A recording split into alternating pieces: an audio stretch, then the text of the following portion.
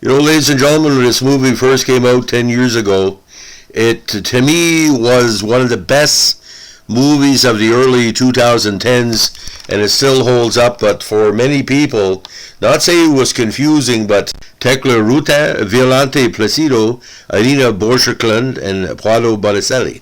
Based on the 19 novel A Very Private Gentleman by Martin Booth, it was loosely adapted to screenplay by Rowan Joffe.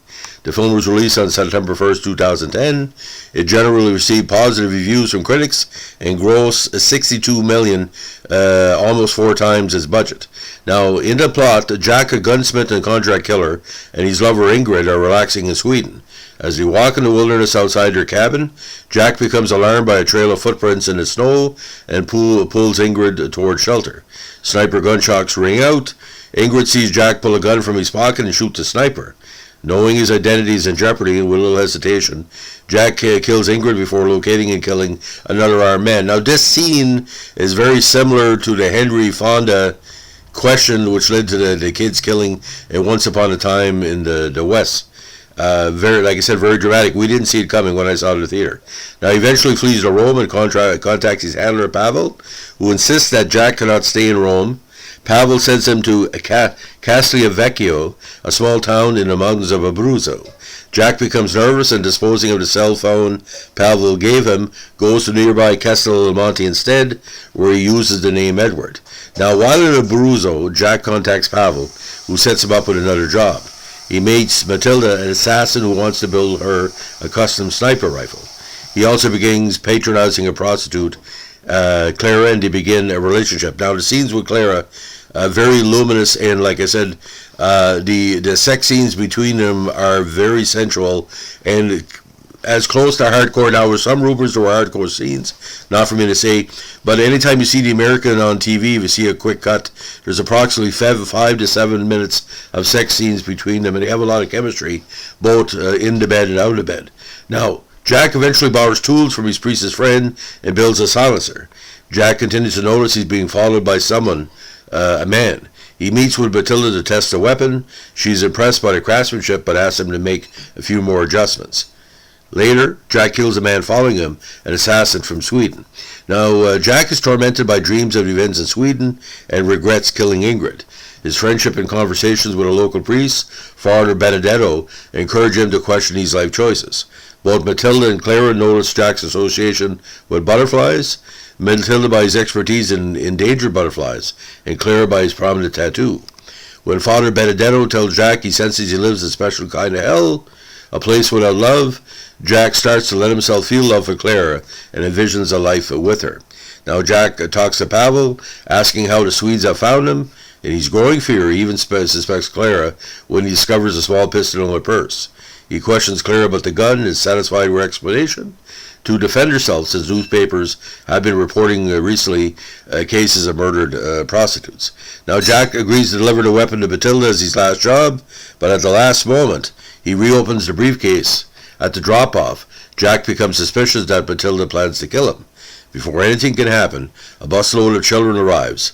Matilda gives Jack his payment, a thick envelope full of cash, and the two separate.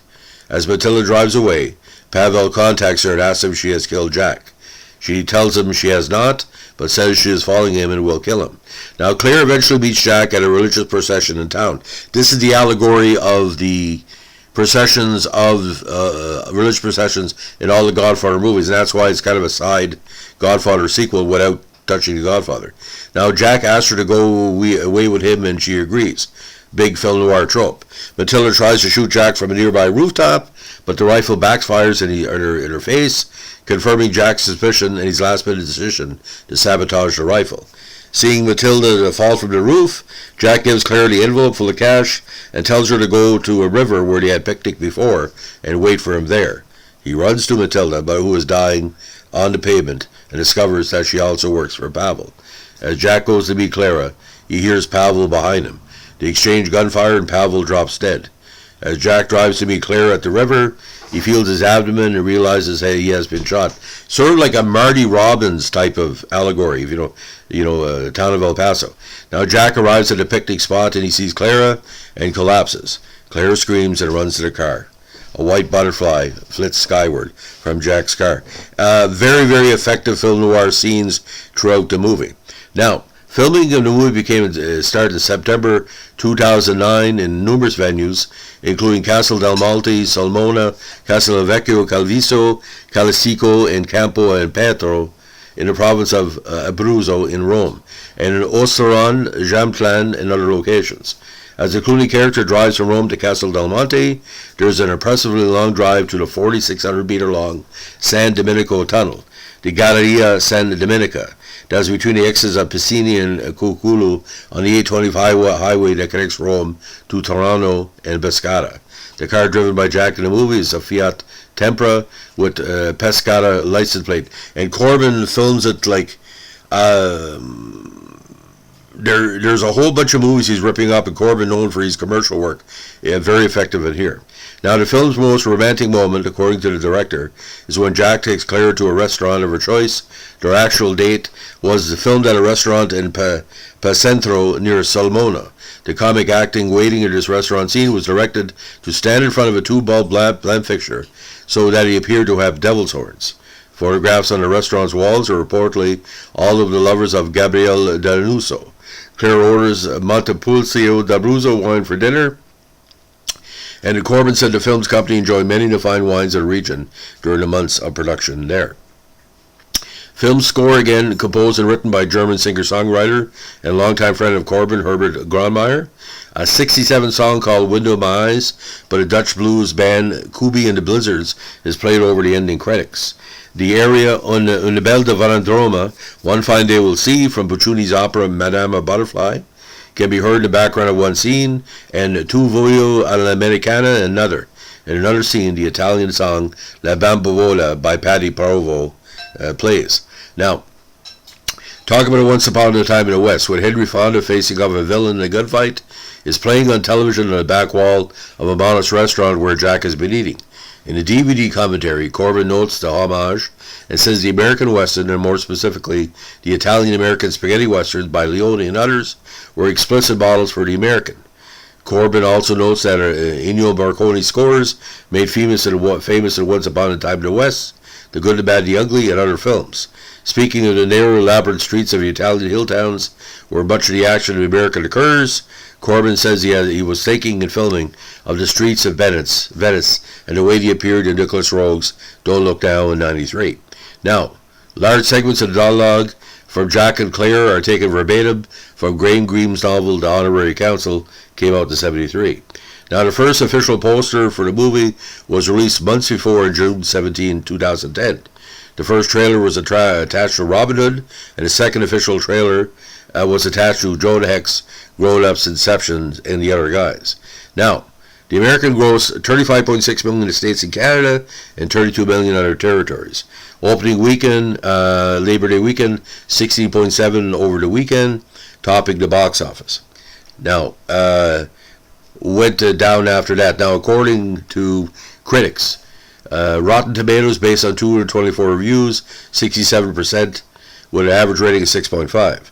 The website's critical consensus states, as beautifully shot as an emotionally restrained, The American is an unusually divisive spy thriller, and one that rests on an unusually subdued performance from George Clooney. Like he's walking around like he knows his fate. He's always trying to grab the last aspects of pleasure and love that he never had before. Now, on Metacritic, the film has a weighted score of 61 of 100, based on 36 critics, including generally favorable reviews. Audience poll by Cinema Score gave the film an average grade of D- on the A+ to F scale, which is not a good rating, because if you got this movie, you really got it. But if you didn't get it, you gotta look at George Clooney as a hitman, and some people didn't want to do that. The score was attributed to disappointment after the film was marketed to be an action-pack instead of focusing on suspense and drama. Peter Travers of Rolling Stone gave the film 2.5 stars, writing that Corbin holds his film to a steady, awful glacial pace. But then again, that's what you're looking for in this movie, and that the result of it startling austerity. Roger Ebert gave the film 4 stars, saying, "Here's a gripping film with the focus of a Japanese drama, an impenetrable character to equal Alain Diau's Le Samouraï by Jean-Pierre Melville.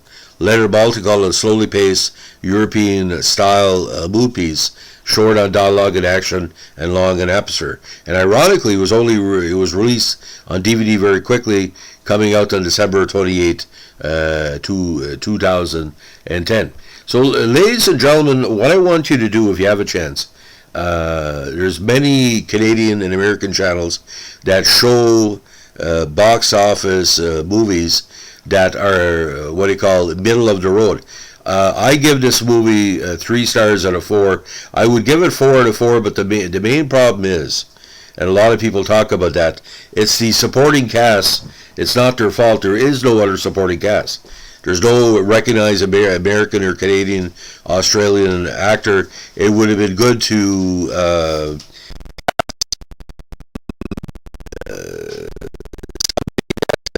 is an Oscar winner like I know we shouldn't mention his name, but like a Kevin Spacey as his boss, to me would have been a good adjunct to the whole movie, because you need someone that can work on the. Saw this at the theater. A lot of people were very surprised to see him be involved in something so romantically dramatic. Like I said, well put together. Now, obviously, it should have got some nominations for Golden Globes and Oscars for the cinematography, especially in the score, and maybe the supporting actor with the priest, but it never came about. Again, 3 stars out of 4. And ladies and gentlemen, if you like what we're doing with our screenshots and remote control podcast, let us know with a like, comment, and subscribe. And don't forget, if you're George Clooney, you don't have to make any excuses. And ironically, he got in the coffee and tequila business right after this. Coincidence, I wonder. Thanks for listening. Bye.